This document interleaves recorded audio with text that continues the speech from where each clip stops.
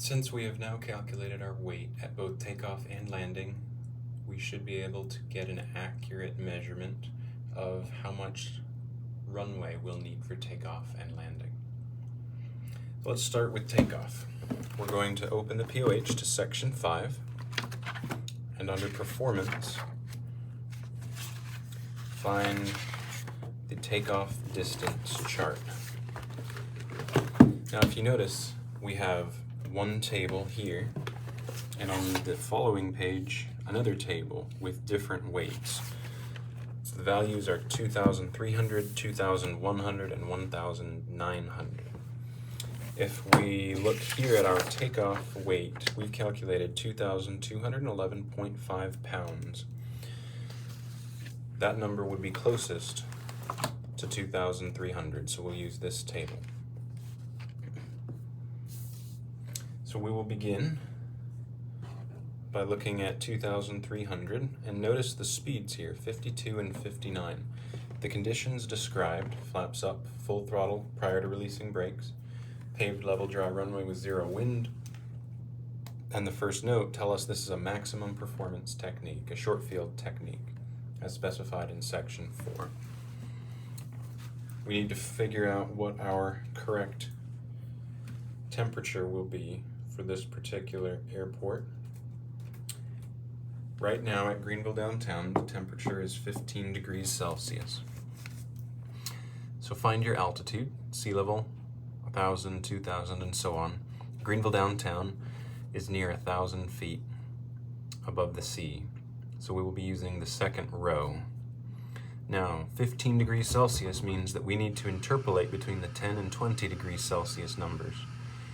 For each temperature, there's 2 columns. One is ground roll, and the other is total to clear a 50-foot obstacle.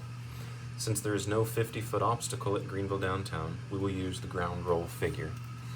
Ground roll figure here for 10 degrees at 1,000 feet is 915. At 20 degrees, it's 980. To figure out the interpolation between those two, we need to add them together. 980 plus 915. That gives us 1,895. Divide that number by 2 and you get 947.5. We'll call that 948 feet. Now, that number needs to be adjusted for any notes. So 948 feet is only true if these conditions are met. Note 1 says max performance technique. Note 2 says to lean the mixture if we're above 3,000 feet. Note 3 says to decrease distances for headwinds and to increase distances for tailwinds. Currently at Greenville downtown, the winds are 230 at 8 knots. Runway 19er is the active, and we have 5 knots of wind coming down the runway as a headwind for takeoff.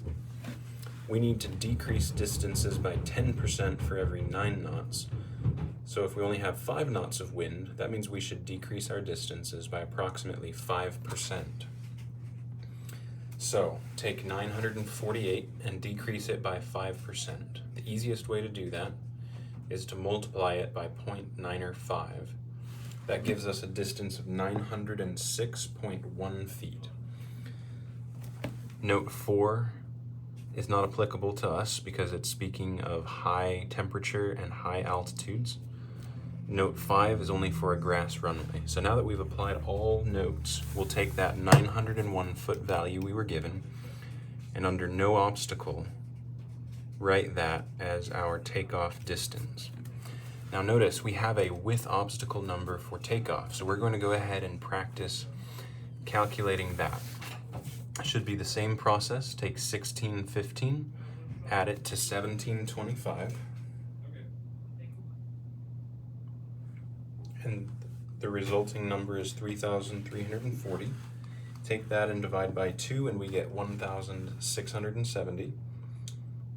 Decrease that distance by 5% for the headwind, and we find that 1,586.5 feet would be the distance from the POH to clear a 50-foot obstacle.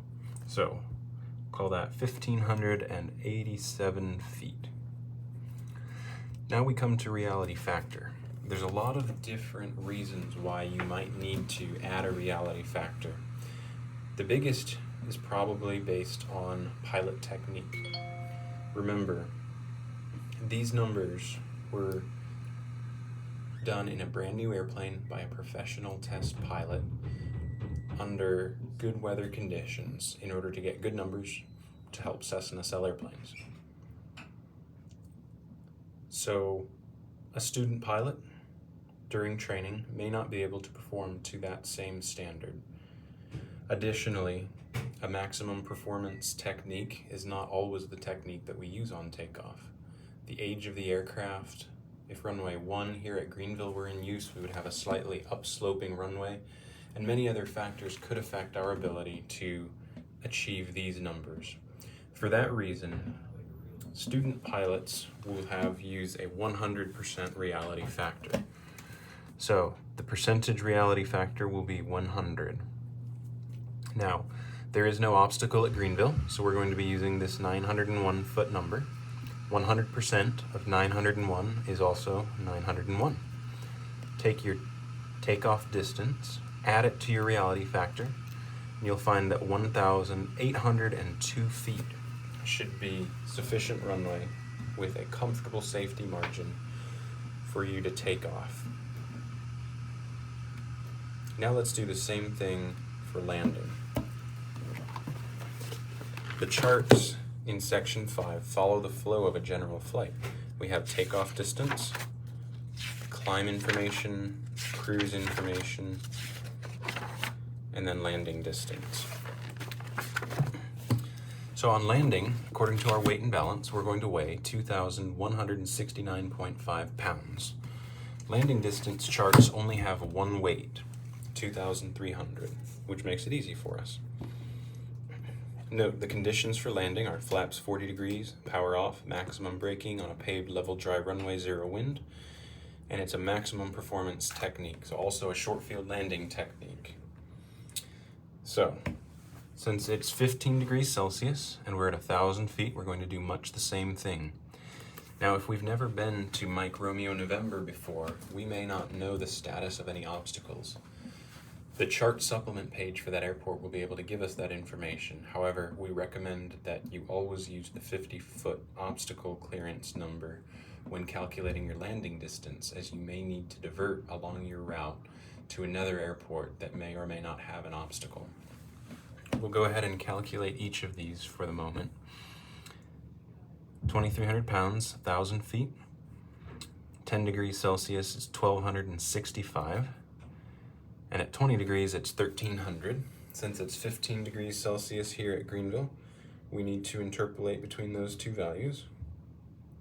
So take 1,300 and add it to 1,265.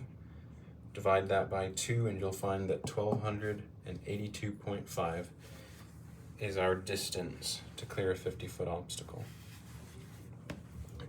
We can see if any notes apply. Decrease landing distances for a headwind, increase them for a tailwind.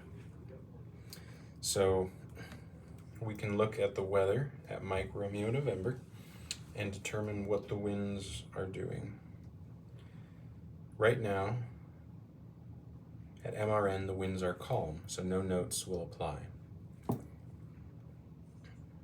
Note number 3 says that grass runway, we need to decrease distances, but it's not a grass runway.